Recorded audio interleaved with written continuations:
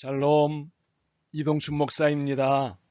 오늘도 여러분의 삶이 주님의 평안으로 가득하시길 기원하며 하나님의 말씀을 나누겠습니다. 하나님의 말씀은 데살로니가전서 5장 11절 말씀입니다. 그러므로 피차 권면하고 서로 덕을 세우기를 너희가 하는 것 같이 하라. 아멘. 데살로니가전서 5장 11절 말씀을 본문으로 함께 성장합시다 라는 제목의 말씀을 나누겠습니다. 살아있는 것은 성장하기 마련입니다. 성장하기에 강아지는 개가 되고 송아지는 소가 됩니다. 그런데 강아지가 강아지로 머물러 있으면 우리는 걱정을 하게 됩니다. 성장하지 않는 것은 문제가 있기 때문입니다. 이와 같이 우리의 영적 세계도 성장을 해야 합니다. 하나님을 향하여 믿음의 키가 자라야 합니다. 하나님의 나라에 합당한 인격을 갖춘 성장을 해야 합니다. 그런데 영적인 세계는 혼자서는 성장할 수 없습니다. 함께 성장해야 합니다. 물론 일반 세계에서도 혼자 성장할 수 있지 않습니다. 요즘은 아예 윈윈을 통한 동방선장을 말하고 있습니다.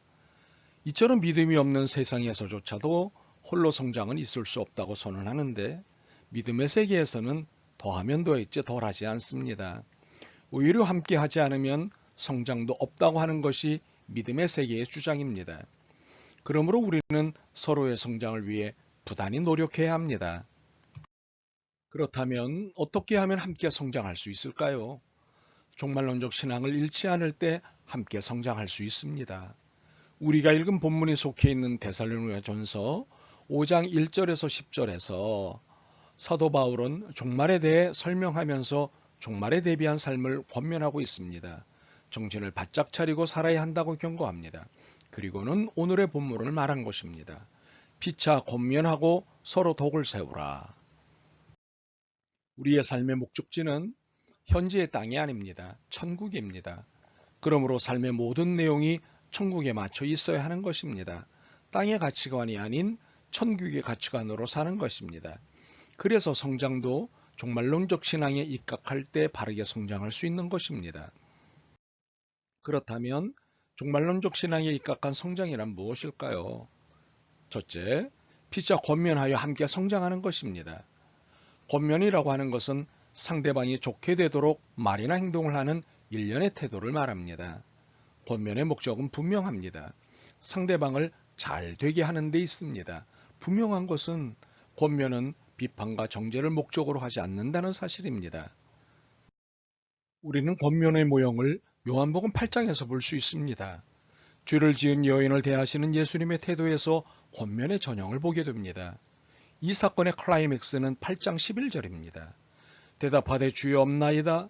예수께서 이르시되 나도 너를 정죄하지 아니하노니 가서 다시는 죄를 범하지 말라 하시니라. 우리는 여기서 정죄하지 않는 것과 죄를 반복해서 짓는 것을 용인한다는 것은 다르다는 것을 알 수 있습니다. 어느 분은 아이에게 체벌을 한 후에는 반드시 아이와 함께 목욕하며 맞은 곳을 씻기고 어루만져 주면서 부모의 사랑을 확인시킨다고 합니다. 사랑의 마음에서 나오는 권면은 매를 들지라도 그를 잘못된 세계에서 건져내고자 하는 간절한 마음에서 출발하는 것입니다. 그러나 정죄는 미워하는 마음에서 나옵니다. 비난을 위한 비난에서 시작됩니다. 사랑의 마음이 없습니다. 정죄하는 사람은 정죄 그 자체로 끝나고 그에게 큰 상처를 남길 뿐입니다. 그러나 사랑에서 우러나오는 권면은 그 사람이 똑같은 죄를 짓지 아니하도록 도와주는 능력이 있습니다. 그리고 그것이 목적입니다. 오늘도 많은 사람들이 명분을 내세워 남을 쉽게 정죄합니다. 자신은 바른 말을 한다고 하지만 사실은 자신의 깨끗함을 내세우며 타인을 공격하는 것입니다. 예수님께서도 정죄하지 않으셨습니다. 사랑으로 권면하고 사랑으로 매도드셨습니다. 바로 이것이 다시는 죄를 범치 않게 만드는 방법입니다. 어떤 사람은 위로는 잘하는데 바른 권면을 하지 못하는 사람이 있습니다. 상대방의 관계가 깨어질까 봐서 그저 좋은 것이 좋다고 말을 합니다. 상대방의 눈치를 보면서 대충대충 넘어가려고 합니다. 그가 듣기 좋은 말만 합니다. 사람들이 그에게 마음을 맞추어 주어야 한다고도 생각을 합니다. 그래서는 안 되는 줄을 분명히 알고 있으면서도 그냥 그 사람과 잠깐 즐기면 된다는 생각으로 바른 권면을 외면하는 사람이 있습니다. 그러나 믿음의 사람인 우리는 그렇게 살아서는 안 됩니다. 잘못된 것은 잘못되었다고 바로 권면해 주어야 합니다. 그것이 그 사람의 영혼도 살리고 나 자신도 바른 믿음으로 사는 길이 되기 때문입니다. 그런가 하면 권면은 잘하는데 위로를 잘못하는 사람이 있습니다. 소위 바른 소리는 잘합니다. 그의 말에서 틀린 것은 없습니다. 그러나 포용할 줄을 모릅니다. 원칙만을 강조하면서 용납을 거부합니다. 이런 사람은 상대방에게 상처를 주기 쉬운 사람입니다. 우리는 말씀에선 바른 권면도 잘해야 하지만 위로도 잘해야 합니다. 그런데 성경은 이러한 권면의 태도를 피차에 하라고 하십니다. 서로서로 권면하라는 것입니다. 사실 한쪽이 일방적으로 권면하는 것은 가르침입니다.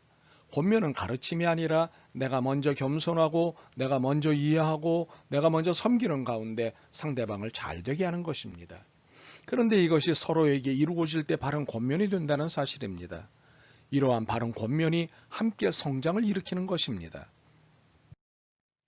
두 번째로 서로 덕을 세움으로 함께 성장하는 것입니다. 덕이라는 말은 가치라는 말입니다. 그러므로 서로 덕을 세운다는 것은 무엇보다도 서로의 가치를 인정하는 것을 말합니다. 내가 나를 중요하게 여기듯 내가 너를 중요하게 여기고 나도 너를 중요하게 여기는 것을 말합니다. 모든 사람은 인정받기를 원합니다. 그래서 자신을 인정해주는 사람을 좋아합니다. 자신의 가치를 알아주는 사람을 좋아합니다. 모든 사람은 나름대로 가치를 가지고 태어났습니다. 그 가치가 다른 사람의 눈에는 하찮게 보일지라도 당사자에게는 귀중한 것입니다. 그래서 자신의 가치를 인정해주지 않는 사람과는 관계가 깨어지거나 멀어질 수밖에 없는 것입니다.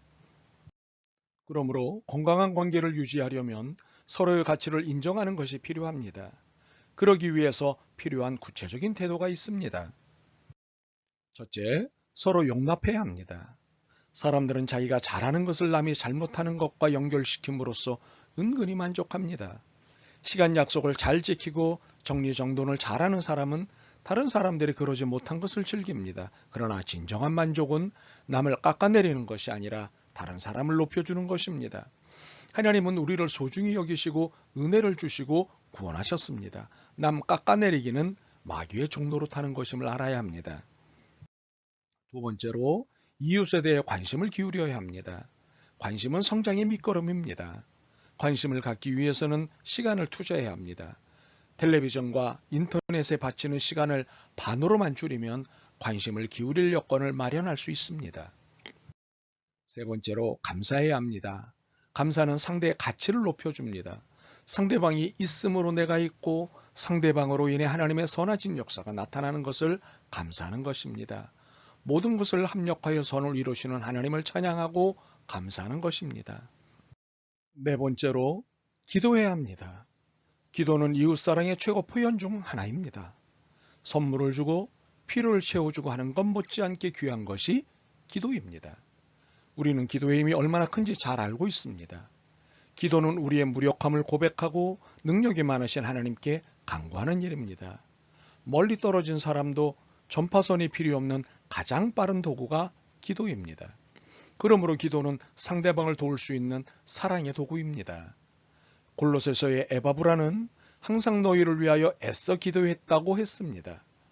우리는 시간을 따로 내어 다른 사람을 위해 기도해야 합니다. 이와 같이 피차 권면하고 서로의 가치를 인정할 때 치유의 역사가 일어나고 무엇이든지 새롭게 시작할 수 있게 됩니다. 서로 함께 성장할 수 있습니다. 이것을 놓치지 않았으면 좋겠습니다. 아멘. 주님, 혼자 앞서고 혼자 성장하는 것을 좋아했습니다. 1인자 아니면 높은 자리를 차지하고 싶었습니다. 그러나 이것이 얼마나 옳지 않은 것인지 다시 깨달았습니다. 원하옵나니 더불어 살고 어깨동무하며 살게 도와주옵소서. 예수 그리스도의 이름으로 기도드립니다. 아멘.